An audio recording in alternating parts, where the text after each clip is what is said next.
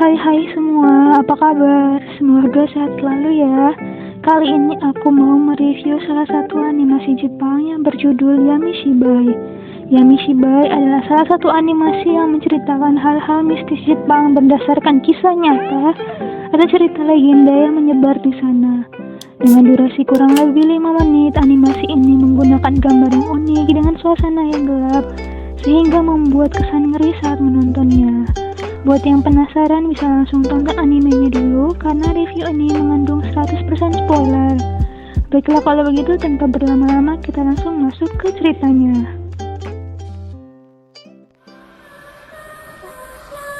Dibuka dengan judul Tomonari, diceritakan tentang seorang gadis dan beberapa anak yang tinggal dalam satu komplek perumahan yang sama.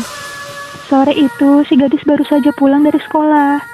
Dia melihat beberapa anak duduk melingkar. Dia pun bertanya apa yang sedang mereka lihat. Tomonari, kata salah satu anak di sana. Gadis itu bertanya apa itu Tomonari. Dan dia pun melihat di tengah-tengah mereka ada segumpalan bayangan hitam. Salah satu anak tersebut bilang kalau mereka sedang main bareng sama Tomonari.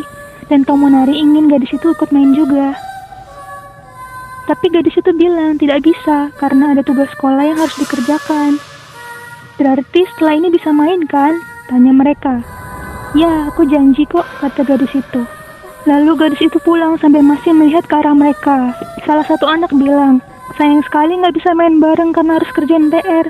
Tapi yang lainnya menyaut, nggak apa-apa lah, kan kakak itu sudah janji, dia nanti bisa main bareng kita.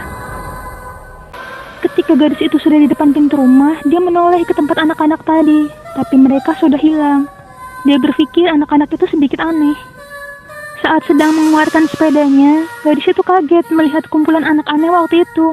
Padahal barusan belum ada. Salah satu anak bilang, kakak beneran ada? Gadis itu bingung, hah beneran ada?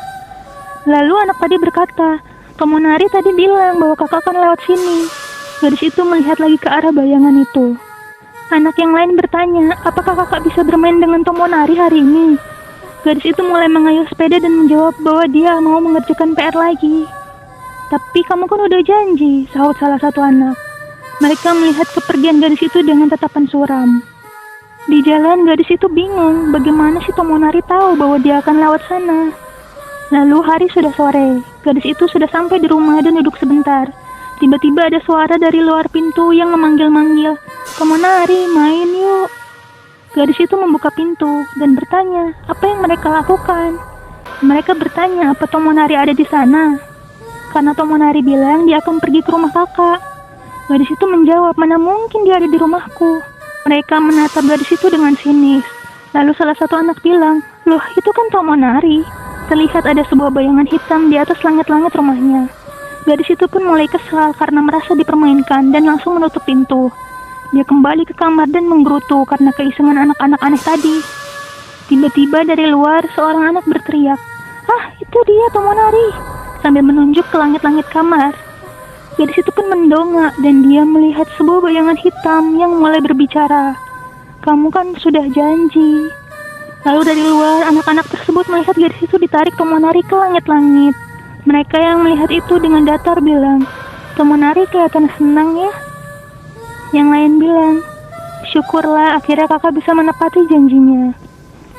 Kemudian mereka kembali bermain dengan bayangan Tomonari, tapi kali ini ada bayangan lain seperti bayangan gadis tadi. Dan cerita pun selesai. Gimana ceritanya? Lumayan creepy ya? Menurut aku, pesan yang bisa diambil dari kisah kali ini adalah kamu jangan gampang ngomong janji ke sembarang orang. Karena mungkin orang itu bisa gila saat janjinya nggak dipenuhi. Gitu.